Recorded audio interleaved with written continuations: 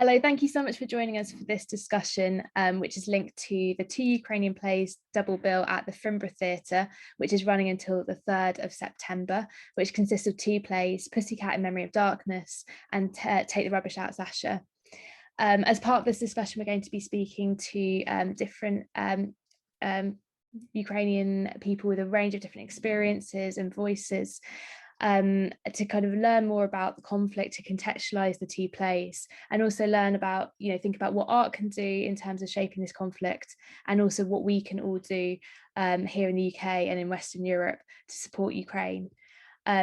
Today we have got Karina Sabri joining us, who is a Ukrainian photographer who's now based in London. She's currently completing a PhD in political science from the Taras Shevchenko National University of Kyiv, where she has been conducting research exploring the use of hybrid warfare against Ukraine over the past 8 years. This is of particular relevance to Pussycat in Memory of Darkness by Neda Nezhdana, which tells the story of, through the eyes of one woman, the events of the Euromaidan in 2013 and 2014, and then the subsequent war and aggression in the Donbas, and also the invasion of Crimea. So Sabrina's, I keep calling you Sabrina, Karina's work really covers the events of that are featured in Pussycat in Memory of Darkness. And something that we've kind of, speaking to audiences, it's been really interesting to kind of think about how little that, over the last 8 years, that has been covered in the UK media, and how little often the UK audiences kind of actually understand about that history. So we thought it'd be great to speak to Karina and to understand a little bit more about the context of the play and the events that are shown. So thank you so much for joining us, Karina. Just to start with, obviously this is a really big question and an incredibly complex one, but I wonder if you could kind of summarize some of the key events. Obviously we can't unpick everything because it's layers of history, and there's kind of so much kind of to understand politically, but some of the events that happened in kind of eastern Ukraine in 2014, for a UK audience who might be less familiar with what happened. Yeah, I will try to explain briefly, but frankly speaking, if we start from very beginning, it is right to say that the Russian war against Ukraine started more than 300 years ago.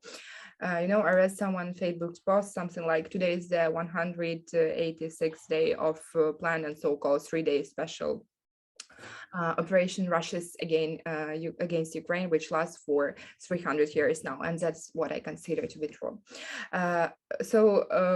The Russia-Ukrainian war was started by Russia in February 2014. I remember the day when Yanukovych came and announced, it was Ukrainian ex-president, announced that he will refuse to sign an association agreement with the European Union to bring Ukraine into a free trade agreement. He cites pressure from Russia as a reason for his decision, and of course this announcement sparked huge protests across Ukraine. It was the largest since Orange Revolution, calling for Yanukovych just to resign. After that, he decided just to escape to Russia. What did Russia? Russia declares that the change of Ukraine's government is an illegal coup, and almost immediately armed men appear at the checkpoints and facilities in the Crimean Peninsula. At first, Putin denies that it is Russian soldiers, but later he admits, and what he did, he just finalizes the Russian annexation of Crimea in March 18, announcement to Russia parliament. After that, in April 2014, with some 40,000 Russian troops, they gathered on Ukraine's east border. Violence breaks out in the eastern Ukraine region of Donbas, violence that actually continues to these days. Russia-based separatist forces stormed government building in two eastern regions, Donetsk and Lugansk. They declare independence from Ukraine as Donetsk and Lugansk People Republics, so-called. So they remain internationally recognized always as a part of Ukraine. Only Russia recognizes them as this fake republics. The first 8 years of the conflict included the Russia annexation of Crimea and war in Donbas between Ukraine and Russia, big separatists, as I already mentioned, as well as naval incidents, as well as cyber warfare, political tensions. And following Russia military buildup on the Russia-Ukraine border from the late 2021, the conflict expanded significantly when Russia launched a full-scale invasion of Ukraine on 24th February 2022. And now it's 186th day of this horrible war. Yeah, it's quite chilling looking back on that. And I think some people remember some of those events being reported in the UK media, but so much of it was kind of then fell silent in the intervening years. It was interesting with your research, you've talked a bit about hybrid warfare, and I was just wondering whether you could kind of explain what that means in terms of this conflict. Yeah, I think that firstly that I will rename my dissertation just because it's not hybrid warfare to my mind. But just to explain you, hybrid warfare is a theory of military strategy first proposed by Frank Hoffman, which employs some political warfare and blends some conventional warfare, irregular warfare, cyber warfare with other influencing masses such as fake news, such as propaganda, diplomacy, lawfare, deception, sabotage, foreign electoral intervention, and other non-military tactics. So, I have started my dissertation in 2018, 4 years ago. So the war in Ukraine wasn't officially named as war. I tried to figure out what we call it anti-terrorist operation, armed conflict, any names, but not the war actual. But of course it was the war. And we have a lot of questions why and what, but that time I decided that at least we should call it hybrid warfare. But a lot of theoretics says that like every war is a combined mix of different tools like military, cyber, and especially in 21st century when big data came to us. So it's like one more name for the real war, but not conventional, not the war which by the whole world was called a war. It's interesting, you talk about that and the terminology that's used around it, and I guess I think it's interesting. I mean, I ask myself this and ask, I've kind of touched on it already, but it's been this, as you say, it's been going on for this kind of the history of it is much greater than these 8 years, but there's 8 years where it could be described as warfare, and that would be quite accurate, as you say, war does encompass all of those things. Do you think it was the hybrid nature of it that meant that, it's again a really big question that I think a lot of people are grappling with, but why do you think it's taken the rest of the world so long to wake up to the kind of conflict and to support, give kind of solidarity and support to Ukraine? Firstly, we thought Ukraine thought that the world will react.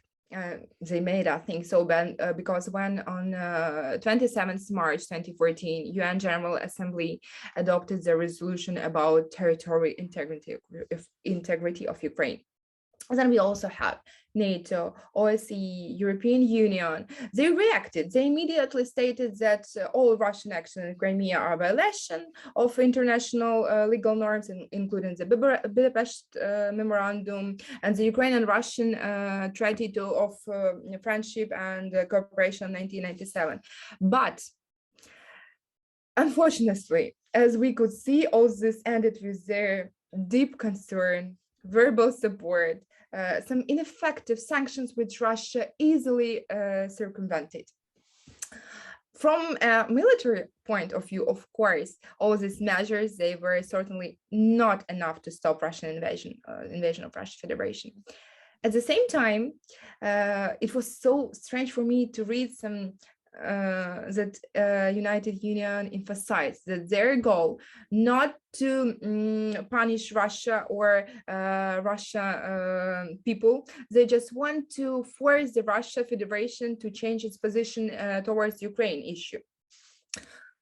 So I then make a conclusion that the helplessness of some institution and inflexibility of others undermine trust in them and raise the question: are international security organizations in their current format really capable of fully fulfilling their mission of maintaining international peace and security?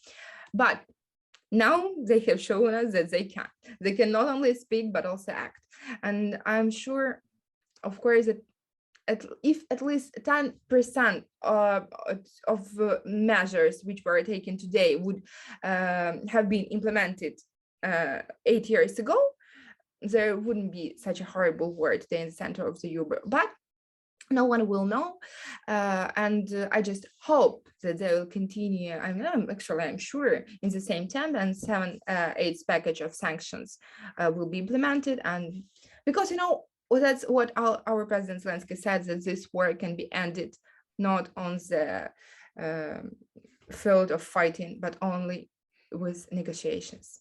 That's such a it's a really chilling thought that so much of this is it's completely avoidable. And I think actually Western European countries sort of really taking responsibility for that, and also the public, because after all it's the public that informs politicians' behavior as well, and that kind of public pressure. And I think it's also, I think for me, really disturbing, that thing of the news cycle of what people kind of care about for a time, and then it loses that media coverage. But what reasons I think about this Western reaction, strange reaction, and how they made it. So firstly, it's same corruption in European Union. Look, just the fact that during first 100 days of the war, Russia earned 93 billion euros on the export of oil, gas, and coal. Germany has been forced, they just admit that it's a terrible mistake to become so dependent on Russian oil and gas, but they sponsored war, same Italy, Netherlands, China, of course. But second reason, as I can see, is like a nuclear threat. Some people they cannot react in the full scale, but no one knows what this monkey with the nuclear button can do, and of course everyone is scared. Some economical risks, of course, because war is about spending money, help, donating, and so on. But we understand for what we are doing. We have no other option. So, of course, there are like hundreds of reasons why they react in that way, why they reacted that way that time 8 years ago. But I think that this war in Ukraine will change the situation in the whole world, and everything no, it will never be again as it was. No one will react to that kind of conflict as we had in Donbas 8 years ago, that way that they did. I really hope so. No country should have to endure, what Ukraine's had to endure to kind of for other countries to learn. But if one thing could be taken away for it not to happen again, that feels like a kind of the very least that could happen. Yeah, and it's so difficult. I remember when Macron said that it was like a joke. When I heard his announcement, and I said, like, what? When he said that, I don't understand, Zelensky, why can't you just give them this lands, Donetsk and Lugansk, and continue living safe and peaceful? We're like, oh, Macron, why don't you give just Normandy to Russia? Maybe let's give them this south, Marseille. There are so many Russians in Monaco. Just give it to them. It's not because of like, look, my friends, my colleagues, they're from Donetsk, they're from Lugansk, they're same Ukrainians, they feel same Ukrainians, they speak same language, they have same religion as me. And it's like about, we are not different, we're absolutely same. And I can see from my point of view, more than like all young people, they went from Donetsk because there are no life. They said that they will bring them the better life, and some people who live with their Soviet Union hope and past, these people who stayed there till now, I know these people because they're sometimes parents or grandparents of my friends, and what they loved communism. They love this. They have like mottos that everyone will, I'm not sure how to translate it correctly literally, but it's like everyone earns same and everyone do same, no more, no about ambitions, about collectivism. So and that's not how today's world function. Yeah, we want to be better, we want to I don't know, do something better, be better in something, and that's not that people from Soviet Union want. And of course, more and more people after 2014, I think almost no one left from young people who had some ambitions left in Donetsk, because they promised them better life. What they had is just worse and worse and worse every day. Yeah, it's oh, I mean, I can't imagine how that must feel, to kind of watch that happen, and the kind of frustration and the pain. Yeah. We have all stages of accepting, the situation, like they write in the books. And now we are very not only sad but angry for that people. And but at the same time, I believe, I cannot say that I hope, I'm sure that good are will win evils. So yeah, it has to. Yeah, look, all the world supports us, so we have no other option, only the victory. Yeah, and I just think it sounds really trite to say this, but just the courage of the Ukrainian people watching it over the last, sort of 6 months since the invasion in February is just been incredible. I can't imagine showing the kind of bravery that I've seen, kind of what we've seen on our, on social media, on our TV screens. It's just very, very inspiring and kind of incredible, and makes me have a lot of belief in, as you say, humanity and the power of people to kind of overcome this kind of wrong. And I think I was interested because you're, as well as kind of a political scientist, you're also a photographer, and I was wondering what role you think that obviously I've just directed this play, so I'm quite interested in the role that art can play in the conflict. So I wondered, particularly thinking about your photography, but the role of art in general, what role do you think it has to play in kind of the conflict or ending the conflict? What I think is like, throughout human history, always art and politics influence and shape each other. I believe that art is an effective method of drawing attention to political issues, rethinking various social problems and methods of influencing people's views and outlooks. Without any doubts, now war in Ukraine must be talked about everywhere and every time. And theater and art is one more way of. We have no right to let the world get used or to it, or said that they're too tired of bad negative news. It was horrible. It was just after Russian massacre in Bucha. And all Ukrainians started to post what happened with photo and video evidence of raping children, women, tortures for people. And Instagram, they banned all of us, including me, explaining that it is too sensitive content, which may some people find offensive or disturbing. No, guys, it's not a content. It's our horrible reality. And we have no right to think that this war in the center of the Europe is another conflict in the world.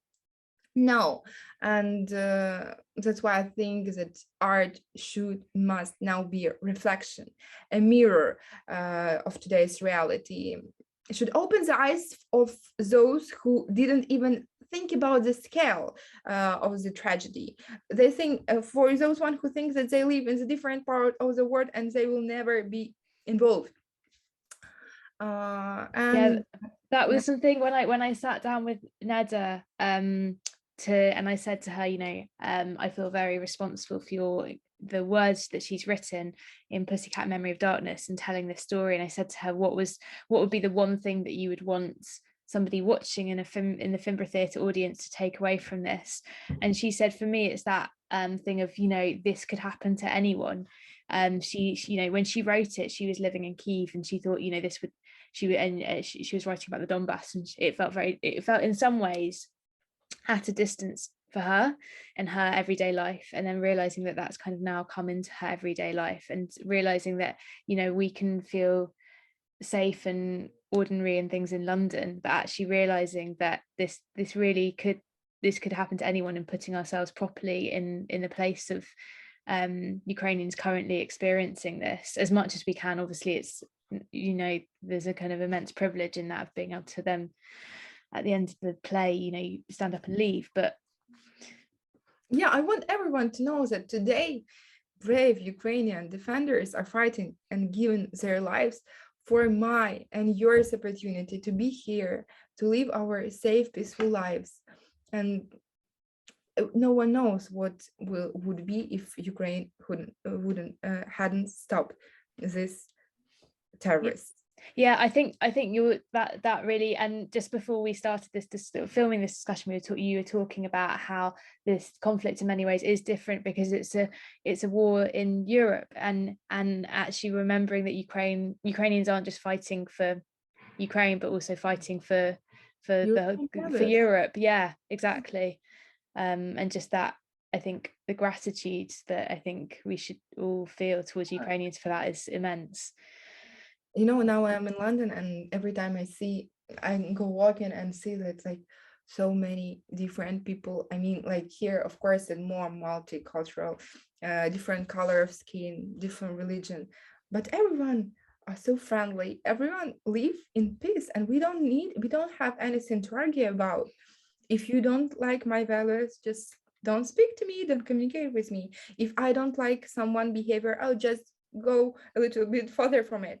But how people thought that they have any right to start fighting, killing other people in their, sometimes I'm trying to think it, and it's become like a nonsense. Sometimes I think that you know, these movies when you change the body with someone, and now I live not my life. I'm now in London. I am surrounded by amazing people, but it's not my life. I want my life back. I had amazing life in Ukraine. Like, yeah, you said, I had been studying in the best university. I'm a photographer, and it was my dream. And I had cooperated with so cool Ukrainian brands people, and had been photographer like worldwide. I already started to organize my photo tours and so on. And now I just want to get up and say like, okay, give me my body, give me my life. But yeah.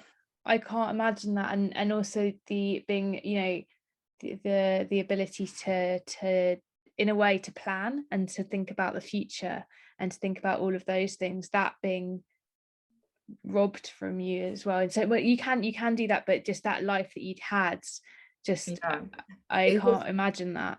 It was problem for me for the first month, because like I'm so good in planning, and every like new year I have this, you know, my map of goals for the year. I have like different fields, the education, travels, relationship, and so on and so on. Secondly, I have always had my plan for a day, for a week, for I have a lot of these diaries and so on for a year. I love this whole psychology and business things, and have a lot of training and courses about it.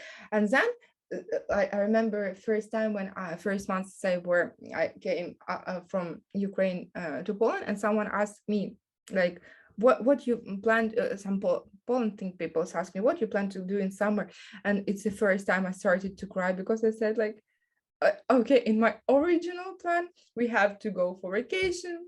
But now I don't have this important life of my thing as a planning. Yeah, and it was like, but of course, it's not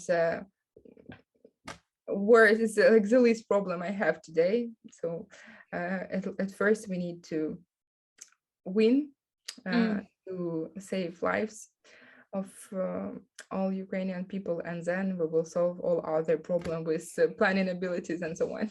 Yeah, I think it's but I think it's not it's not a small thing, isn't there? There's that kind of, yeah, I guess, hierarchy of needs, and there's that, those basic needs that for so many people aren't being met now, but also the kind of the huge psychological impact of the trauma of it is just incredibly difficult to comprehend as well. I'm so sorry. It kind of feels really empty words, but just especially in light of what we were talking about in terms of Western Europe's responsibility as well. It feels like kind of the world owes you an apology, I feel. Yeah, I was on your in your shoes, they say, because 1 year before the beginning of the war, there were horrible things in Afghanistan. So we invited refugees from Afghanistan to us to our home, to Kyiv, to live. We helped them. And I had so many questions to them, like, oh my gosh, how you left your house? You must meet, I don't know what to say. How can I help? What should I say? No, for you not to find it offensive, but in the same, to express my support, to express that I can do something if I need and I want, just not the words. And I had so much questions then, and then 1 year, only 1 year, and we were together with this refugees from Afghanistan, escaping from trying to escape from the war in Ukraine. So for them, it's like second or third, I don't know what's the number of where it is, but I understand that you don't know what to answer, but actually I still don't know what to say in this. It feels like there's no words, like anything you say feels hollow, because it's just it's and as you say, it is unimaginable in so many ways. And also just, I can't believe that as well, for those families who were from Afghanistan fleeing and then ends up fleeing again. It's just wow. And we didn't know. I went to Ukraine in May to see my husband, because still, man forbidden to go. So he is in territory defense and he is a volunteer in Red Cross. So I went there to see him, and I saw some soldiers, military people who had like short, or maybe they have some injuries or something that they have some days off. And I didn't know what to say, because like to say that I'm so grateful that they're my heroes, how to say it, like when you just walk by. And it was a problem for all people. So we created a sign to show our respect and support for our soldiers, like to put just hand to our heart. And it shows that we really support and we are very thankful for them. Sometimes it's more easy to show with signs, because sometimes you just block your mouth and you can say nothing. That's really beautiful. Yeah, I think you're right, of that kind of gestures and movements and kind of that human interaction. I can imagine that feeling, that when there's no more words left to say, it kind of feels like the best way. And I think it's interesting as well, when I was doing research for the play, realizing the important role that music as well has had to play in terms of even I guess as well, because so much of it's been so much of the war's been played out on social media, as you were talking about, and that's been such an important tool for showing solidarity. But hearing the way that Ukrainian music, Ukrainian language music and folk music and things has been used as a real tool for solidarity, and I think that's been really powerful for me anyway. And it's again, it's so evocative and kind of goes beyond words. I wondered, you were talking a bit about kind of the soldiers and things, and something that I wanted to ask you is, as a kind of as a female artist and as a woman experiencing this, what do you think that it feels like it's been a very different experience, the conflict for men and women? And I wondered what that kind of I don't know, it seems like that, but maybe not. Do you think there has been a difference in the way that men and women have kind of experienced the war? The war. Of course, there are differences because a lot of women were especially who were with children. For example, my husband he made me to leave Ukraine because it was one situation when we realized that my presence in Ukraine made his life more dangerous. Like because when we have this alarming throughout all city, or this voice that there are some missiles are on the way to Ukraine. We have also some application on our telephones. And I went underground, which is like a cellar, immediately. And what he did, because there are no social network or no connection in cellar. So, and he went to the house. We were my granny. He started to shout and look me on all the floors, and instead of going immediately to the cellar. And I said like, oh my gosh, why did you do? Because he said, I wanted to be sure that you went. And so a lot of women, they went abroad, and men still, they're forbidden to leave country, men from 18 till 60. Of course, because they are military obliged. And what we have now is they say that from the 1st of October, we will have equal rights and equal obligations. So women with a list of professions, they will be military obliged as well. Already a lot of my friends, girls, they're in war, and they help the paramedics. They are helping with drone things. I'm not sure about all these military terms, but I just explain what they do. A lot of girls can be snipers, like to shot the roofs. So a lot of my friends, my bridesmaids, like my close friends, are now in the hottest spots of Ukraine. And of course, every day I'm just like, some people start their day with drinking a cup of coffee. I'm starting with calling all my friends, relatives, or checking their Instagram and Telegram when they were last to ask if they're alive. And it's a horrible reality. But I think that now in Ukraine, like if we call about opportunities, same opportunities and equal rights for women and men. Of course, like before, now the women have more opportunities to go, and possibilities to go abroad to escape the war, when men can't, or only some disabled people. There are some list of reasons when men can legally leave Ukraine. So I can say that it's equal rights, but maybe it's a little bit more for women. Yeah, it's because I guess there's so much the coverage has been focusing on kind of fighting, so it's just interesting to think about. But then there's also, I feel like in the UK we're meeting a lot more women because of as you say, who are here as kind of refugees fleeing from the conflict. So it's just interesting to, I guess, think about the way that gender plays into it. And it's something that the play is told through the eyes of a woman, and it's quite interesting thinking about it. Explores her role as a mother quite a bit. So it's really interesting to hear that from you as well.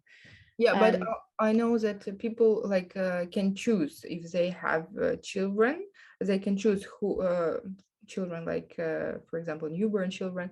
If for example they want one parent to go, it can be both mother or dad. No, not both, one of them.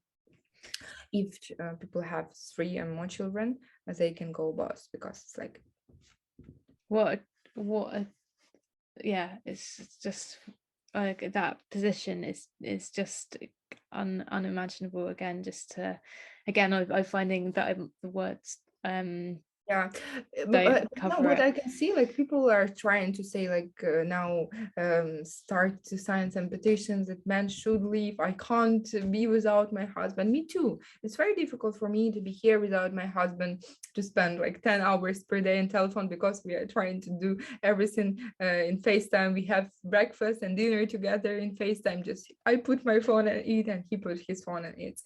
And of course, it's very difficult, but it's the law. And I think that our government, our president, knows better. And it's not the time when we can put like under questions their decision. After the war, we will discuss, we will analyze the mistakes, but not now. Yeah, and that was something that we were talking about as well before this discussion, of the kind of reckoning that will have to happen after Ukraine win, after the end of the war, of just understanding everything that's happened, and that, you know, that process is so kind of important, I guess, for healing and for understanding, and as you say, for learning. But it can't happen now. It can't happen in the middle of everything. And we should probably wrap up in a bit, but thank you so much for everything. But I just wanted to end with one last question, which was just, if you wanted the UK public, anyone watching this, to take away one thing, is there one thing that you'd like people to know, or one thing that you'd like people to do? It's a big question, but is there something that you'd really like us to kind of carry with us, or to take away? If Russia stops fighting, there will be no more war. If Ukraine stops fighting, there will be no more Ukraine, and no one knows what country will be next under this terrorist state's attack. So we must stop the war, stop Russia's now, and glory to all our brave warriors and all the states that support Ukraine. Slava Ukraine! Yeah, I completely echo that sentiment completely. It's just solidarity and kind of everything. Thank you so much, Karina, for giving your time. We've been recording this early on a Sunday morning, so really appreciate it, and for sharing so much kind of personal your personal experiences as well. Really Thank you very much for supporting, for opening this question, and for explaining for more and more people in different ways. Sometimes we can explain even without words, with art, and it can be more deeply and more clear for people. So thank you too. Thank you.